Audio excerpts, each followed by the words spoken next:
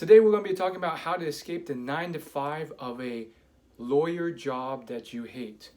I have a email subscriber who wrote in, and I told him I'd do a video to answer his question.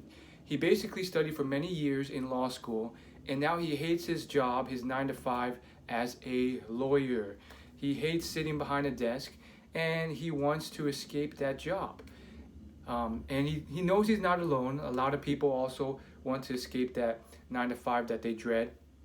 But the thing is, he feels like he doesn't have any time. He knows a side hustle is a good possible next step, but after work, food, dinner, shower, and sleep, he feels he has no time to start a side hustle. So what do you do? So Ben, thank you so much for writing in. And I have a lot to say. First and foremost, um, being a lawyer, from what I've heard from other people in that industry, it can get pretty hectic and it can take up a lot more of your time. Usually, I do see people who make excuses, and when I dive into it, they actually have a lot of free time from when they get off work 5 p.m. to when they go to sleep midnight or 1 a.m. or 2 a.m. And so, really, they're just kind of making excuses or not aware of how much free time they have every day.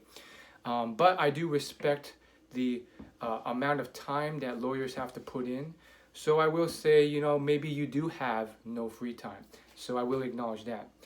So there's a few frameworks that I do want to introduce to you, mindset shifts. And I think they're very, very important. The first and most important is to really shift your awareness and your hope, because you need to start to believe that it is possible and that there are other ways of escaping that. There's many, many people I know, some not really personally, some personally, but some not personally, that have been lawyers and now they've shifted to something else. Like one I knew shifted to personal finance and then the tech industry. Another shifted to be an actress. And so there's different pathways. You might know the second one, Gemma Chan. She was on Crazy Rich Asians, and I think she was like a extra, you could call in. I guess it's called an extra, but she was in one of those Marvel films as well, Guardians of the Galaxy. And so, how do you make that shift, and how is it possible? Before you even get there, you really have to believe it is and start to seek out those people to inspire you to show that it's possible. And so you need to start with that awareness and belief. You can search on YouTube, you can search on Google, and you'll find stories and people who have done this, and it will help inspire you. And of course, maybe the best place, LinkedIn. You can start looking on LinkedIn using their advanced search filters, and you'll find people who used to work in law and now they work in a new industry with the former job title and current job title search filters and other creative things. But that gets us to the next step. It's not just about feeling inspired and believing and hoping. The next step is the action step, which is finding out how they did it and then doing it yourself. You could call it reverse engineering. And so this usually means reaching out to them via email, LinkedIn message, friend request, Instagram, and making it so that it's a very agreeable and frictionless pitch. So there's a lot of ways of doing that, but basically ask them for a 5, 10 minute, 15-minute coffee chat, either virtually or ideally in person. And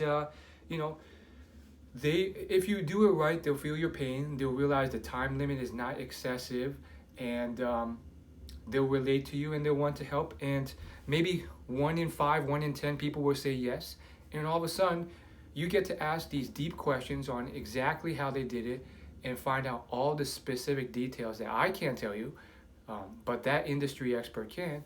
And he or she will tell you how she made that switch, how she positioned her skills and experience to change her resume, change her application, change her cover letter, to get her foot in the door to another industry like whatever you want to do, engineering, tech, film, whatever else. So that's a fantastic way to really get ahead and really stay ahead of the pack. Um, I love the fact that you're already thinking about passion over income. It's already clear that income is not the only thing as you've imagined. I get the sense from a lot of lawyers that it is a very grueling job, and for people who don't like it enough, it can be very taxing. Now, the next mindset shift, mindset framework and process, action process that you want to think about is around the whole idea of actually figuring it out. You could call it the figure it out framework. So instead of saying, oh, I can't do this, oh, I can't start a side hustle because I don't have time, or I can't start a side business, think I'll figure it out. There's always creative opportunities and ways that maybe you just haven't thought of, that other people have used and some are using now to get out of their current job or situation. Think about it. All these lawyers had hectic jobs as well, but they shifted out.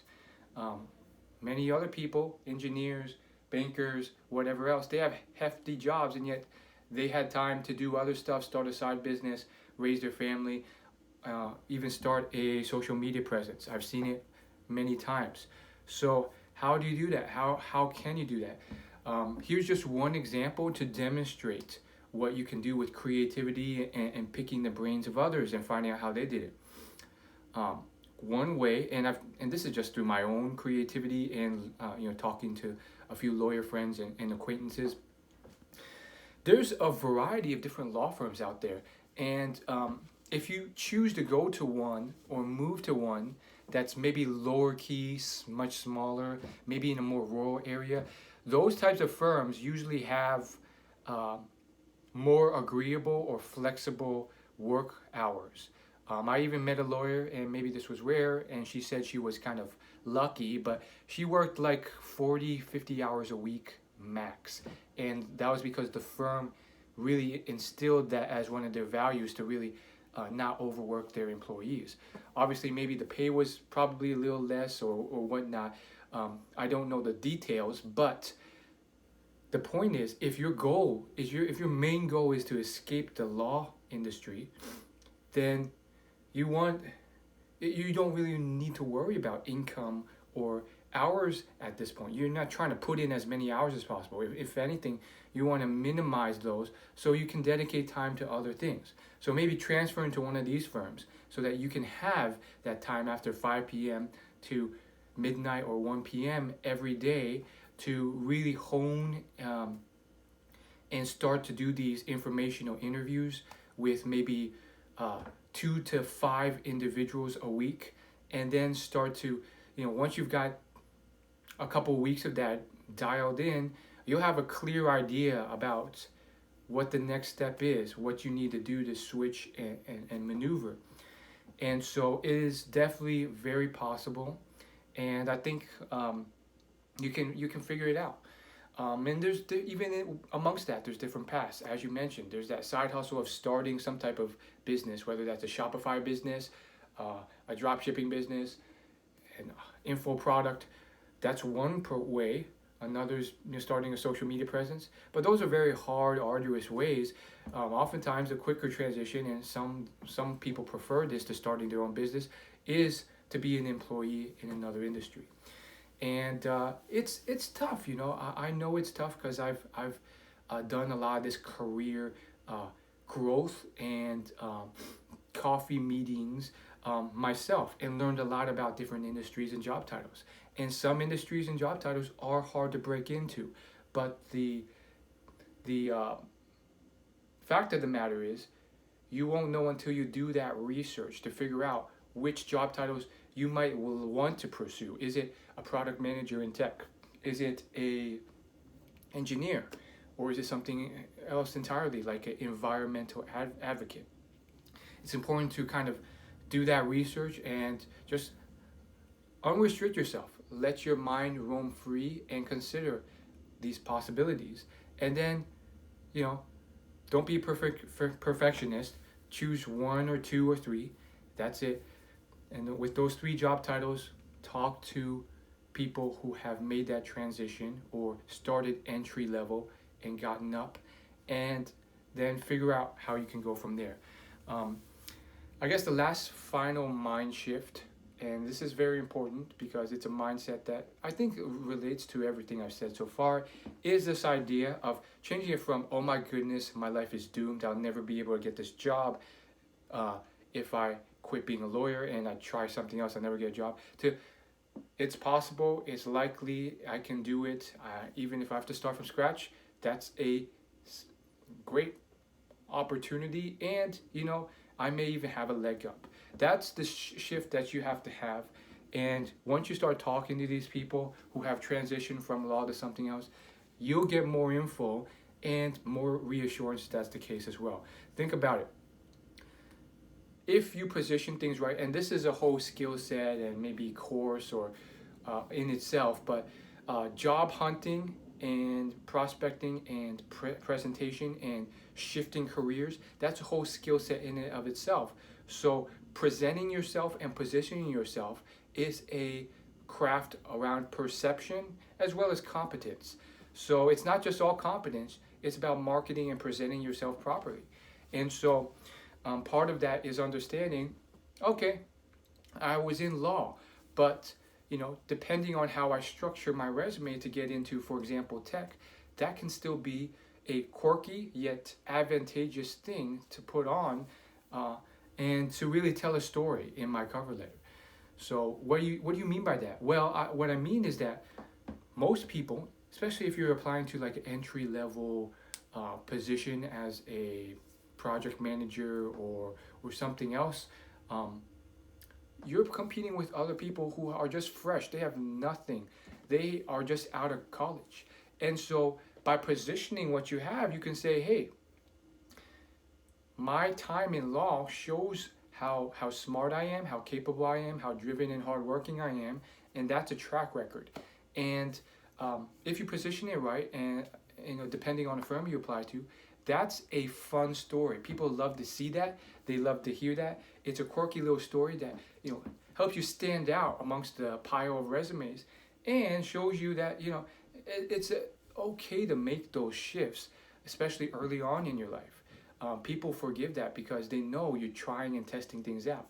So when you position it properly and you say, hey, this was a time where I really demonstrated my smarts, my capability, my hardworkingness. Obviously, it's not easy to pass the bar, and I spent a good deal of time in law, and I learned about collaboration, teamwork, and all these other skills that are transferable, emotional intelligence. But I also learned that this was not my passion. This is not what I enjoyed, and I made that shift. If you present that properly, obviously it takes practice and repetition and thoughtfulness. But if you present that properly, it's not even a disadvantage or neutral. It can even be a little bit of an advantage. Because they'll see that, and that's gonna jump up and be a good story compared to the college graduate who just came out of school and the only jobs he's had are as an intern and working at Chick-fil-A. And so as you can see, that's something that you can do as well. And finally, of course, knowing the right people and networking to build those non-transactional but human relationships with people in the fields that you want to get into. And then just letting them know that you are looking for a job, but not pushing that on them. That can turn into referrals, and that could turn into really good things that get you in the door for a job. And that's really another big secret to master level job hunting. A lot of the top candidates, they know about what's called the shadow market, which is where the vast majority of top performers get their jobs. They don't get it through applying through the front door. They get it through connections, referrals, networks, and competence. All those things together, and a great resume, cover letter, all those things just add up to be so much higher than the standard applicant. Then they get the job before it's even posted on the website. That's the power of the shadow market. So get out there, start doing those informational interviews. You'll learn even more from those people who've actually transitioned, and you can reach out to them and you'll be way ahead of the pack. I know it's tough, but I know you can do it. Thanks for watching. See you later.